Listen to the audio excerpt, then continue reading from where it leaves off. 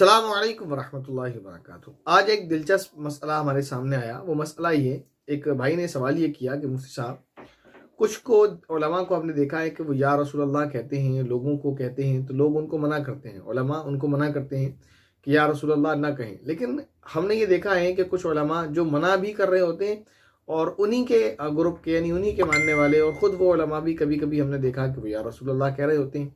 इसकी क्या वजह है कि एक तरफ वो मना करते हैं और एक तरफ खुद उस काम को अंजाम देते हैं। क्या ऐसा करना चाहिए या नहीं करना चाहिए? सही बात क्या है? या रसूल अल्लाह कहना चाहिए या नहीं कहना चाहिए? और ख़ुद मना कर रहे होते हैं और फिर कह रहे होते हैं, तो इसका क्या हल है? तो पहले तो मैंने उनको बताया, उनसे पूछा कि आप मुझे एक नाम बता दें कि कौन से वो आलिम हैं जो या रसूल अल्लाह कहने को मना करते हैं और फिर ख़ुद भी कहते हैं। आप उनका नाम बता दें, फिर मैं उनसे बात करके देखता हूँ। बहरहाल रहा सवाल आपका ये कि या रसूल अल्लाह कहना चाहिए या नहीं कहना चाहिए, तो इस बारे में अच्छे से समझ लें। या रसूल अल्लाह कह सकते हैं, लेकिन कब कह सकते हैं, और या रसूल अल्लाह नहीं कहना चाहिए, कब नहीं कहना चाहिए, उसको अच्छे से समझें।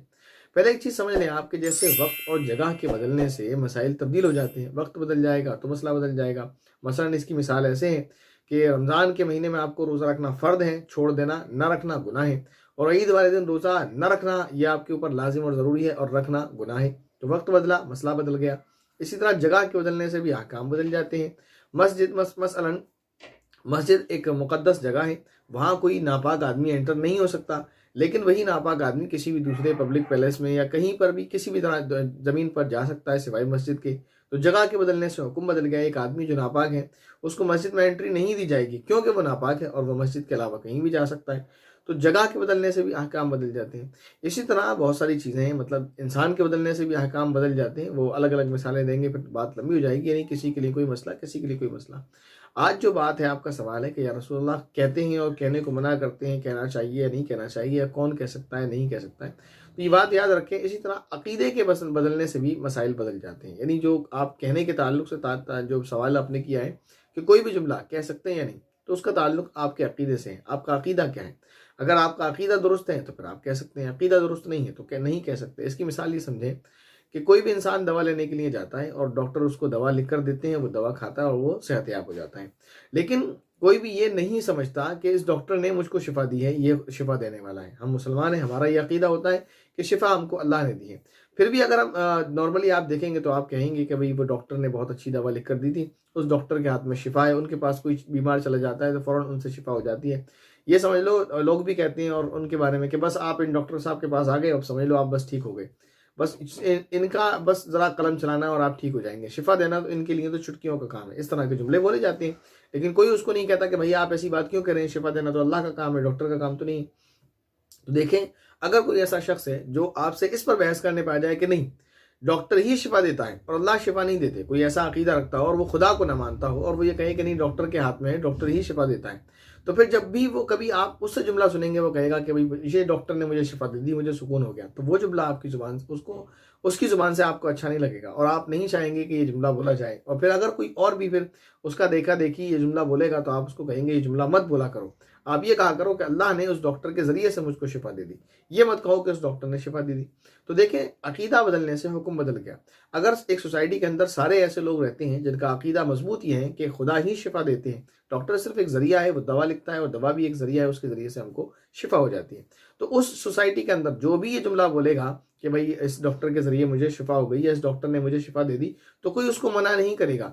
लेकिन उस सोसाइटी के अंदर अगर चंद लोग ऐसे भी आ जाएं जो ये कहें कि नहीं खुदा कोई चीज़ नहीं होती, माअज़ल्लाह, और डॉक्टर ही शिफा देता है, जैसा कि बहुत सारे लोगों का अकीदा है। आपने लोगों को देखा होगा, बहुत सारे लोग कहते हैं किसी भी डॉक्टर को अगर वो जान बचा ले कि जी आप मेरे लिए भगवान हैं, और अगर डॉक्टर मना भी करे नहीं मैं भगवान नहीं हूँ, मैं सिर्फ डॉक्टर हूँ, भगवान तो नहीं जी, आप ही हमारे लिए भगवान है क्योंकि आपने हमारे बच्चे को बचाया, आपने हमारे बाप को बचाया। तो वो जुमला फिर गलत हो जाता है, ठीक है ना, कि वो डॉक्टर ने शिफा दी। अगर ऐसे इंसान, ऐसे लोग जो खुदा को ना मानते हो या खुदा को मान कर भी ये खुदा का ये समझते हो कि नहीं खुदा कुछ नहीं कर सकता इस डॉक्टर के बगैर, फिर अगर वो ये इस तरह की बातें कहते हैं कि जो डॉक्टर ने हमको शिफा दे दी, तो जाहिर है वो उनका जुमला गलत है और उस जुमले को बोलने से फिर अपनी सोसाइटी के लोगों को भी रोका जाएगा कि भाई ये गलत जुमला इन लोगों ने कैच कर लिया है, यानी इन लोगों ने गलत अकीदे के साथ इसको बोलना शुरू कर दिया, लिहाजा अब ये जुमला गलत है, आप इस जुमले को छोड़ दें। समझ आ गई बात? ये जुमला वही है जो कल तक हम कहते थे कि इस डॉक्टर ने हमको शिफा दे दी, बोला जा रहा था, लेकिन अगर उस सोसाइटी में ऐसे लोग आ जाएं जो खुदा को ना मानते हो और उस जुमले को वो कैच कर लें, तो फिर आप अपनी नस्ल को यही तालीम देंगे, अपनी सोसाइटी के लोगों को यही कहेंगे कि ये जुमला अब आप ना बोलें, क्योंकि इसको लोग गलत अकीदे के साथ बोलते हैं। फिर आप ये कहें कि खुदा ने इस डॉक्टर के जरिए से मुझको शिफा दे दी, ये आप कहेंगे। तो जुमला बदला, क्योंकि अकीदा बदलने से हुक्म बदल गया, वही जुमला जो पहले सही था वो गलत हो गया। इसी तरह अगर कोई शख्स या रसूल अल्लाह इस अकीदे के साथ कहता है कि मैं नबी पाक सल्लल्लाहु अलैहि वसल्लम को पुकार रहा हूँ और वो मेरी पुकार यहीं से सुनेंगे, तो ये अकीदा गलत है, इस अकीदे के साथ कहना दुरुस्त नहीं है। लेकिन अगर कोई या रसूल अल्लाह सिर्फ अपने मोहब्बत के इजहार के लिए कहता है, पुकारने के लिए नहीं कहता, उसका अकीदा ये नहीं है कि रसूलुल्लाह सल्लल्लाहु अलैहि वसल्लम यहीं से सुनेंगे, यानी मैं यहाँ बैठा हूँ और वो आप सल्लल्लाहु अलैहि वसल्लम वहीं से मेरी बात सुन रहे हैं, तो ये उसका अकीदा नहीं है। उसका अकीदा ये है कि मैं सिर्फ इजहार मोहब्बत के लिए, पुकारने के लिए इस तरह का, यानी कलाम में ये चीज़ें इस्तेमाल होती हैं कि गायब को हाजिर के दर्जे में रखा जाता है इजहार मोहब्बत के लिए, तो अगर वो इस तौर पर कहता है तो जायज़ है। तो अकीदे के बदलने से हुक्म बदल जाता है। अगर किसी का ये अकीदा है कि मैं यहाँ से रसूलुल्लाह सल्लल्लाहु अलैहि वसल्लम को पुकार रहा हूँ और वो मेरी पुकार को सुन रहे हैं, फिर वो या रसूलुल्लाह कहता है, तो उसका या रसूलुल्लाह कहना सही नहीं है।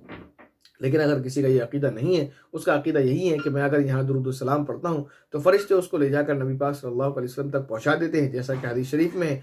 और अगर मैं वहीं से पढ़ता हूँ, यानी रोज़ा अतहर पर, तो नबी पाक सल्लल्लाहु अलैहि वसल्लम खुद सुनते हैं, जैसा कि हदीस में है, तो उसका अकीदा दुरुस्त है, फिर वो या रसूलुल्लाह कह सकता है। लेकिन अगर किसी का अकीदा ये है जो किसी हदीस में नहीं है कि मैं यहाँ से बैठकर पुकारूंगा और यहीं से नबी पाक सल्लल्लाहु अलैहि वसल्लम सुनेंगे, और फिर इस अकीदे के साथ वो या रसूलुल्लाह कहता है, तो फिर उसको मना किया जाएगा और फिर और लोगों को भी मना किया जाएगा कि आप या रसूलुल्लाह मत कहा करें, क्योंकि इसको उन लोगों ने कैच कर लिया जिनका अकीदा इस बारे में दुरुस्त नहीं है। उम्मीद है मसला आपको अच्छे से समझ आ गया होगा। अस्सलामु अलैकुम वरहमतुल्लाहि वबरकातुहू।